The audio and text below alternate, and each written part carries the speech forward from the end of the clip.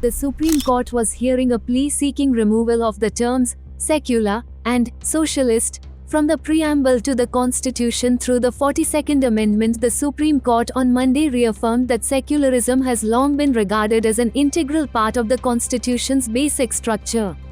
The top court made the statement orally while hearing a public interest litigation (PIL) seeking the removal of the terms secular and socialist from the preamble to the Constitution. "You don't want India to be secular?" Justice Sanjeev Khanna asked, while hearing the plea alongside Justice Sanjay Kumar.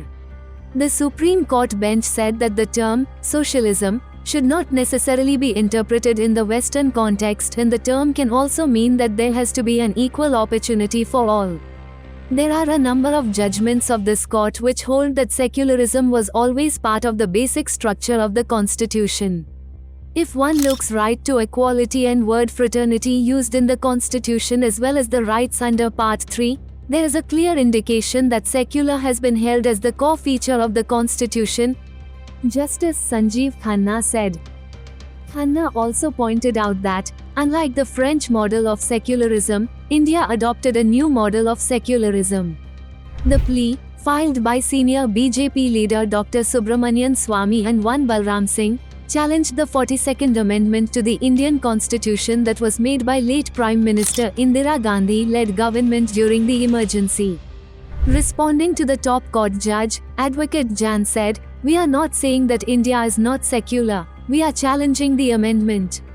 Jan further argued that Dr. Bhimrao Ramji Ambedkar had opined that the inclusion of the word socialism would curtail personal liberty. In response, Justice Khanna said, "Socialism can also mean that there should be equality of opportunity and the wealth of country should be distributed equally. Let's not take the Western meaning." It was also argued by the petitioner that the preamble of the Constitution, as it stood on November 26, 1949, was a definitive declaration, contending that any subsequent amendment adding words such as socialist and secular was arbitrary.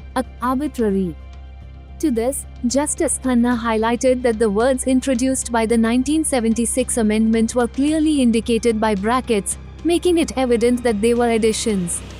Khanna also pointed out that terms such as unity and integrity of the nation were also incorporated through this amendment. The bench then agreed to examine the issue in detail and listed the matter for further hearing on November 18th. Click on the link in the description to read more about the story. Don't forget to share the video and subscribe to Law Today for more updates about what is happening in courts across the country.